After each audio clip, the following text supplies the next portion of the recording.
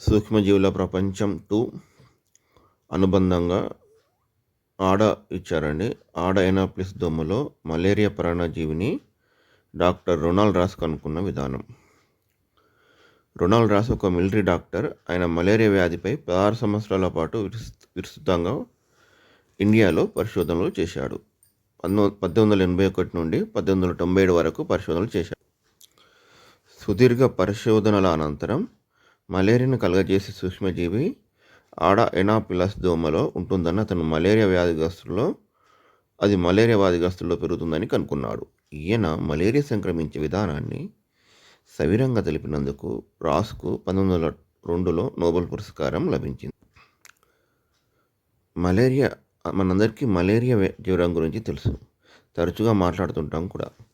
దోమల వల్ల వచ్చే మలేరియా వ్యాధిపై రొనాల్డ్ రాస్ ఒక్కడే పరిశోధనలు చేశాడు. ఈ విశేషమైన అధ్యయనం సికింద్రాబాద్లో జరిగింది. ఇది ఇంపార్టెంట్ పాయింట్ అండి. సికింద్రాబాద్లో పరిశోధన చేశాడు. నోబెల్ పురస్కారం ప్రార్థన సందర్భంగా రాస్ తన అనుభవాలను క్రింది మాటలో వ్యక్తం చేశాడు. నేను 1895లో భారతదేశం చేరే నాటికి స్థానిక రెజిమెంట్ వైద్యాధికారిగా నియమితునైనాను. ఇక్కడ సైనికులు ఎక్కువ మంది మలేరియాతో బాధపడుతున్నారు. ఇక్కడ సైనికులలో ఉన్న మలేరియా పరాన్నజీవిపై పరిశోధన చేశాను. అయితే నా పరిశోధనలు భారతదేశానికి పరిమితం చేశాను. ఇక్కడ ఆసుపత్రుల్లో, బారెక్స్లో, అంటే సైనికులు ఉండే ప్రదేశం అండి, విపరీతంగా దోమలు ఉంటాయి. నేను ఇంగ్లాండ్ వెళ్ళడానికి ముందు ఈ దోమలకు సంబంధించిన ముఖ్యంగా ఇండియాకి చెందిన సాహిత్యం తెప్పించుకోవడానికి ప్రయత్నాలు చేశాను, కానీ విజయం సాధించలేకపోయాను. తద్వారా పూర్తిగా నా పరిశీలనపై ఆధారపడ్డాను.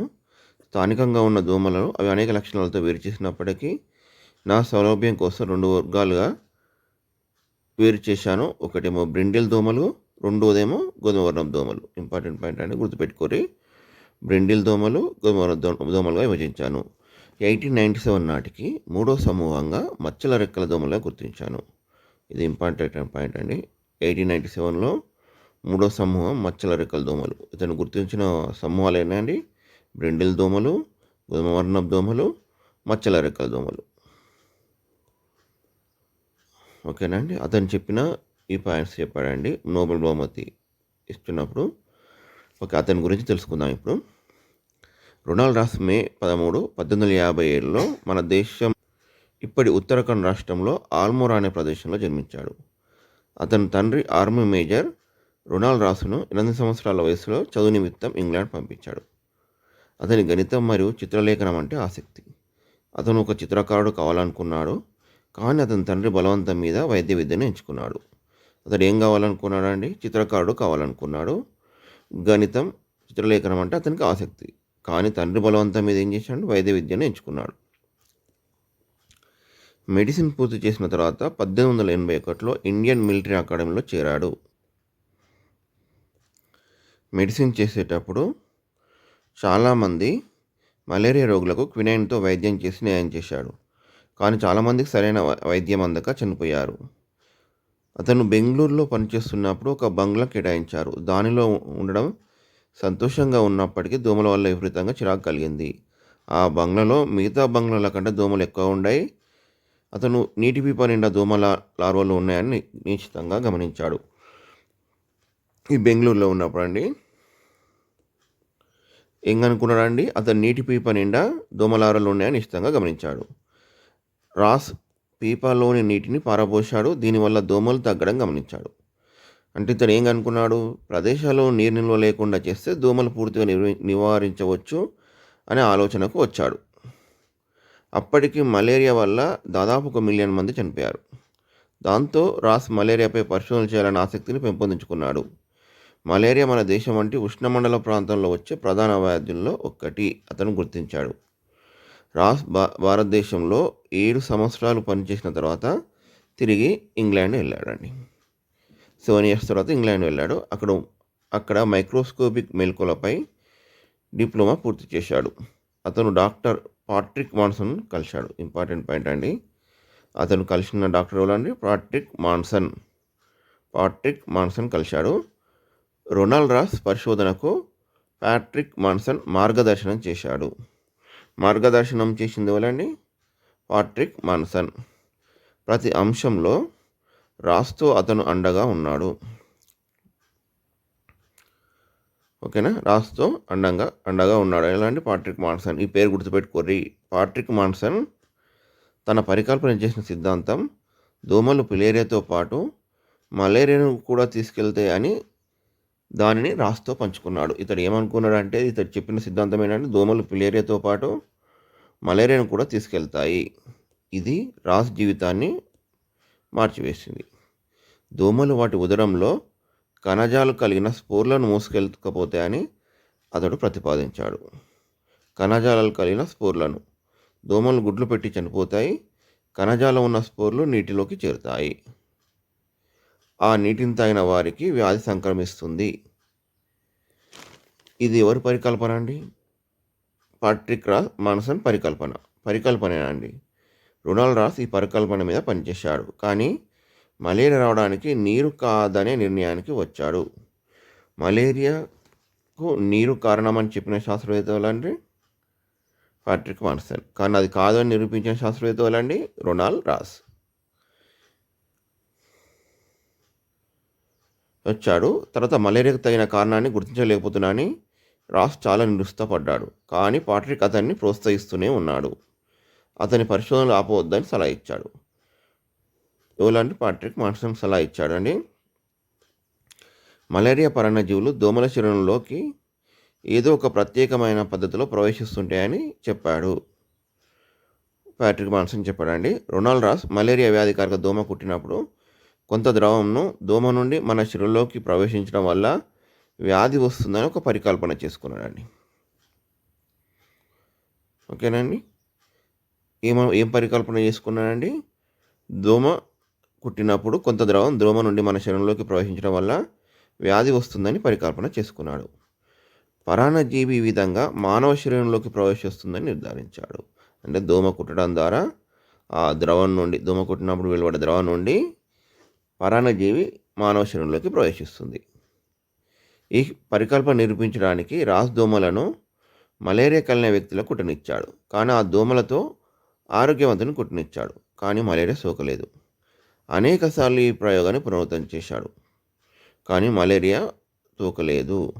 దురదృష్టవశాత్తు ఆయన కులెక్స్ దోమలతో కూడా ప్రయోగాలు చేశాడు. ఏ దోమలతో ప్రయోగాలు చేశాడండి? క్యూలెక్స్ దోమతో ప్రయోగాలు చేశాడు. కాబట్టి వ్యాధి కలిగిన వ్యక్తిని దోమలు కుట్టినప్పుడు ఆరోగ్యవంతునికి మలేరియా వ్యాధి రాలేదు. ఇవి మలేరియా వ్యాధిని వ్యాప్తి చేయవు. ఈ నిజం ఆ తర్వాత వెలుగులోకి వచ్చింది. క్యూలెక్స్ దోమలు మలేరియా వ్యాధిని వ్యాప్తి చేయవు. ఒకరోజు అతని దృష్టి గోడ మీద వలన వేరొక రకమైన దోమ మీద పడింది. అది ప్రత్యేక భంగిమతో ఉంది. దానిని మచ్చల రెక్కల దోమగా పిలిచాడు. అతడు మరలా స్ఫూర్తి పొందాడు. మచ్చల రెక్క దోమగా గుర్తించాడు. 1897 అండి. అతడు మరలా స్ఫూర్తి పొందాడు. కేవలం ఒకే రకమైన దోమ మాత్రమే ఫైలేరియా పరాన్నజీవిని మూసుకెళ్తుంది. అలాగే ఏదో ఒక ప్రత్యేక దోమ మలేరియా పరాన్నజీవిని మూసుకుపోతుందని డాక్టర్ పాట్రిక్ మాన్సన్ అభిప్రాయపడ్డాడు. డాక్టర్ పాట్రిక్ మాన్సన్ ఏమన్నాడండి? కేవలం ఒకే రకమైన దోమ ఫైలేరియా వ్యాధిని పరాన్నజీవిని తీసుకెళ్తుంది. అలాగే ఏదో ఒక రకమైన దోమ మలేరియా పరాన్నజీవిని మూసుకుపోతుందని పాట్రిక్ మాన్సన్ అన్నాడు. ఇంపార్టెంట్ పాయింట్ అండి. ఇది అన్నది రొనాల్డ్ రాస్ కాదండి, పాట్రిక్ మాన్సన్. గుర్తుపెట్టుకోండి. రాస్ తన ప్రయోగాలకు ఉపయోగించిన దోమ రకము సరైనది కాదని గ్రహించాడు. 1890లో తిరిగి సికింద్రాబాద్కి వచ్చాడు. వివిధ రకాల దోమల గురించి జాగ్రత్తగా సర్వే నిర్వహించాడు. రాస్ ఆ దోమలను ఛేదనం చేసి మైక్రోస్కోప్లో పరిశీలించాడు. మలేరియా వ్యాధిగ్రస్తులు రక్తం గ్రహించిన తర్వాత ఈ విధంగా దోమలోని ప్రతి కణాన్ని మైక్రోస్కోప్లో పరిశీలించాడు. ఎప్పుడండి? వ్యాధిగ్రస్తులను కరిచిన తర్వాత 1897 ఆగస్టు 10న తన సహాయకుడికి కొన్ని లార్వాలు తీసుకొచ్చాడు. రెండో రోజు చాలా వరకు అవి పొదుగబడ్డాయి. వాటిలో చాలా మచ్చల రేఖల దోమలు కూడా ఉన్నాయి. రాస్ చాలా సంతోషపడ్డాడు. ఆగస్టు 16న తన వద్దనున్న మలేరియా వ్యాధిగ్రస్తుడు హుస్సేన్ ఖాన్కు కుట్టేలా చేశాడు. హుస్సేన్ ఖాన్కు ఆ దోమలు కుట్టేలా చేశాడండి. ఇది ఇంపార్టెంట్ పాయింట్. హుస్సేన్ ఖాన్ కూడా గుర్తుపెట్టుకోండి. పాట్రిక్ మాన్సన్, హుస్సేన్ ఖాన్ ఇద్దరు పేర్లు వచ్చాయండి. అతని రక్తంలో అర్ధచంద్రాకారపు నిర్మాణాలు చూశాడు.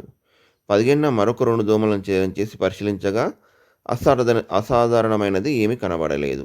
19న మరొక దోమను చంపి పరిశీలించగా ప్రత్యేకమైన రిక్తికలతో ఉన్న కణాలు 10 మైక్రాన్ల పరిమాణంలో దోమ ఉదరంలో ఉండడం ఆయన కనుక్కున్నాడు. ఎంతనండి? 10 మైక్రాన్ల పరిమాణంలతో. 1897 ఆగస్టు 20న 12 మైక్రాన్ల వ్యాసమున్న స్పష్టమైన గుండ్రని కణాలు కనిపించాయి. పైన కనిపించిన ప్రతి కణంలో నల్లని మచ్చలు ఉన్నాయి. వాటి చిత్రాలు తన నోటు పుస్తకంలో గీశాడు. చివరికి ఈ విధంగా రాస్ మలేరియా వ్యాప్తి చెందే మార్గాలను కనిపెట్టాడు. ఇది రోనాల్డ్ రాస్ జీవిత చరిత్ర అండి. వ్యాధిగ్రస్తుని రక్తం, దోమ ఉదరం, లాలాజల గ్రంథులు అంటే ఏ విధంగా వ్యాప్తి చెందుతుందండి? వ్యాధిగ్రస్తుని రక్తం ఏమైనా దోమ ఉదరంలోకి కుట్టడం వల్ల వెళ్తుందండి. దోమ ఉదరంలో నుంచి లాలాజల గ్రంథులకు వెళ్తుందండి. అంటే ఇక్కడ ఏముండదు, వ్యాధిగ్రస్తుని రంధ్రంతో వచ్చిన ప్లాస్మోడియం సూక్ష్మజీవులు దోమ ఉదరంలోకి వెళ్తాయండి. దోమ ఉదరం నుండి లాలాజల గ్రంథులకు చేరుతాయండి. ఇక్కడ అనేక విభజనలు చెంది అభివృద్ధి చెందుతుందండి. ఇక్కడ ప్లాస్మోడియం అభివృద్ధి చెంది లాలాజల గ్రంథులకు వెళ్తుందండి. లాలాజల గ్రంథుల ద్వారా దోమ కుట్టినప్పుడు ఆరోగ్యవంతునికి సంక్రమిస్తుందండి. కాబట్టి ఆగస్టు 20 నాడు ప్రపంచ దోమల దినోత్సవం జరుపుకుంటాము. ఎందుకండి? ఇతడు ఆగస్టు 20న 12 మైక్రాన్ల వ్యాసమున్న స్పష్టమైన గుండ్రని కణాలను కనిపించాడు. అవన్నీ ఏంటి అండి? ప్లాస్మోడియం అండి. రొనాల్డ్ రాస్ పక్షులలో మలేరియాపై కూడా అతని సహాయకుడు మహమ్మద్ బక్ సాయంతో పరిశోధన చేశాడండి. ఇది రొనాల్డ్ రాస్ గురించి ఇచ్చిందండి.